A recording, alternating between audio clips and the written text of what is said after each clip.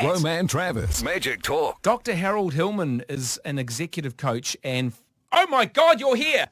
I am here, Roman. It is a pleasure to see you in person I've for missed the you. first time. I've missed you too. I've missed you. Can I just say you're looking very well and very happy? You like the fro? I was going to say you look like a member of the Jackson 5, but I wasn't sure if you're allowed to say that these days. You're allowed to say it. The Absolutely. things, though, we're all scared of saying stuff. I'm not sure what to say. Can I say this? Can I not say that? Oh, you're racist. What? Because I did what? You know? You know what? I just spoke with Aiden, your previous guest, out there in the lobby, and we were both saying it's time for mature conversations, not to tip around things and make things undiscussable, and to the point where you can't even have a candid conversation. Yeah. Now it is time not only in America but around the world. Yeah. I've never felt that I was racist. And I start to have to think about things more. When people say, oh, you just put on an accent, that means you're racist. What? Okay. Black lives matter. Absolutely. All lives matter. Absolutely. Yeah. What are your thoughts on what's happening there? I'm more optimistic than perhaps I was a couple of weeks ago when it was very raw.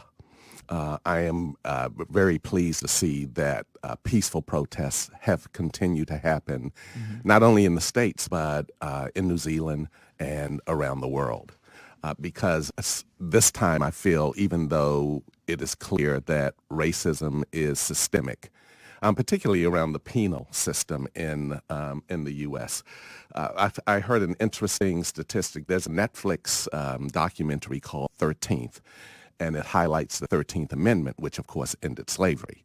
But in the 13th Amendment, it says slavery is abolished unless you are a prisoner.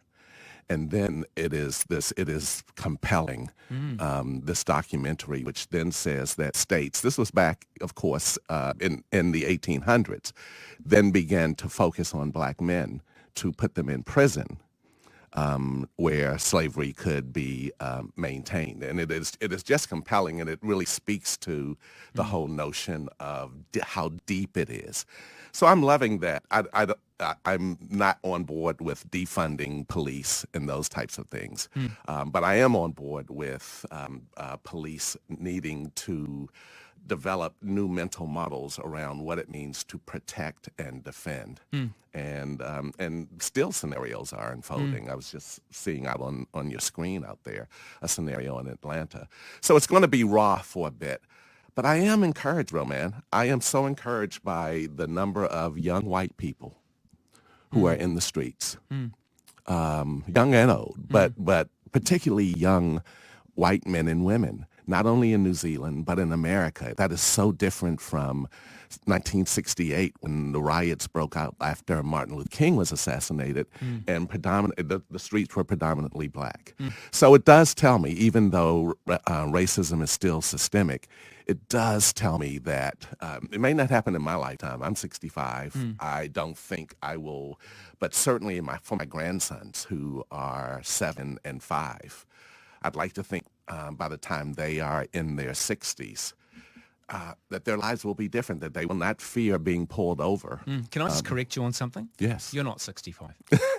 There's no way you're 65. What? Are you serious? I'm serious. Wow. Well, there's hope for me yet. Yes. Now, as a man of colour who's grown up in the US, who actually has a deep connection with the US, you've got family there, your daughters as well. Yeah. What do you think when you see the Mayor of Hamilton capitulating and having a statue taken down, or people marching here? Do you think we really know what we're marching for? Is it any different here than it is in the US? It is. I don't think it's different. I think what I love about people marching here is that it's a perfect example of empathy, in the sense that people can relate to what it must be like to be singled out because of a demographic, whether it be race or nationality or sexual orientation and those types of things. And I just think the world is, in 2020, even though this will be the most memorable year for many of us, I just think the world is making a statement now collectively that we've got to be better. We have got to be better about it. So no, I think I feel it as a visceral connection. I felt it 2 weeks ago when I was on Queen Street with thousands of people marching to really just make a statement. It makes a difference for black people in America and around the world, for white people to come out of their homes and stand with them. Racism is racism. There's not qualities or quantities or definitions or subgroups, but is it different here to what you're seeing in the US? Can't really, I haven't thought about it deeply. Racism exists in New Zealand as well.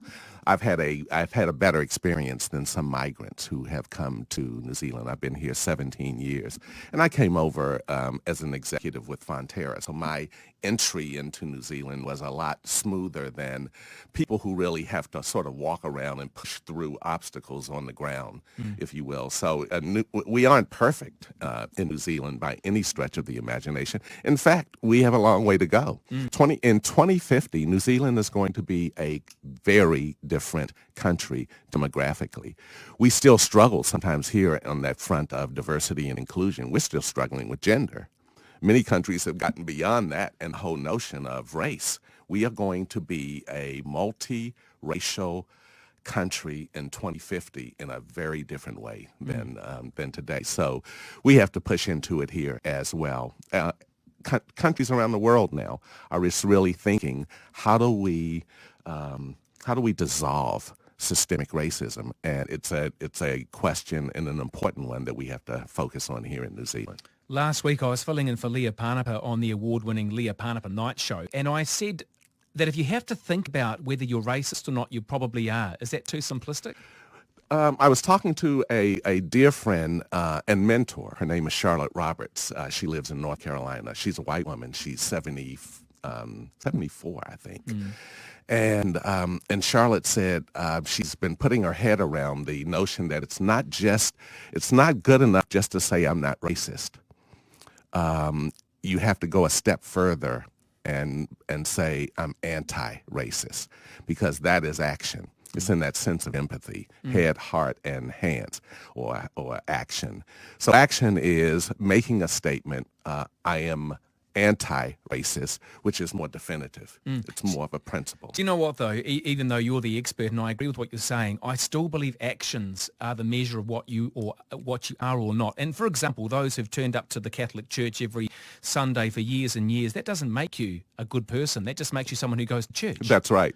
That's right. Actions speak louder than words. Yeah, actions absolutely speak louder than words. And so now is a time, and this is what I've been particularly pleased about, now is the time for people to, I got a LinkedIn message from someone I've never met before. He's a white guy who wanted to know what he could do to make a difference. And we, the LinkedIn exchange went back and forth. And then he wrote me a couple of days later and said that he had sat down with his 11 and 10-year-old kids, his son and daughter, and they had an hour-long conversation about racism. And I wrote him back and said, you've moved the dial. You've moved the dial. You don't necessarily have to come out on the streets, but the fact that you sat down with your kids and explained to them what racism is and why it's detrimental to humanity was powerful. And so people are just searching, they're soul searching in terms of how to make a difference. You say you've had a smooth entry into New Zealand with Fonterra. No doubt it was smooth, fat-free, and all the dairy acronyms I can't think of right now. But did you see aspects of racism or prejudice? What's the difference in the workplace when people are chosen for reasons other than expertise? Yeah, look, it's in the whole realm of diversity and inclusion, there's this notion of unconscious bias, which means that at a subliminal level, we tend to select people who look like us, who think like us, and who will get on board and fit in very quickly. For many people, it's not conscious, and hence the whole notion of unconscious bias. But it's time now to really get across that, not only in society, but in the workplace in terms of diversity and inclusion. It is a mindset. There's a committee at work which is a diversity and inclusion committee, and I think, do you need to have this? You probably do, because there's too much stuff that's left out, and people do get overlooked. Often in big corporations, there's a lot of favour put on someone who, what am I trying to say here? I think a lot of managers just have inbuilt prejudice, perhaps, that they're unaware of. Yeah, it is. I'm happy to see inclusion added onto that word diversity, because 30 years ago it was all about just ticking the box. Let's get a couple of black people. Let's get a couple of women. Let's get a couple of Hispanics in the States, and we will tick the box. But inclusion is deeper. It's actually going the extra mile. Inclusion is an example of what I would call compassionate empathy, in the sense that we are going to make it easier for you to be you. The whole thing around workplaces has changed a lot now too. We need to be more inclusive. We also need to be more flexible. Is that something you've seen taken on more so these days? Big time, big time. It is now a reality in most companies. I liken it to the genie being out of the bottle. And once the genie comes out of the bottle, it's hard to stuff him back in there. The genie is not going back in the bottle. No. The genie is sitting at the leadership table now and basically saying, we are now going to work differently than we ever had before. Dr. Harold Hillman from the Sigmoid Curve Consulting Group. Let's talk about this more next time, because we didn't get very far, did we? It was great. I love it.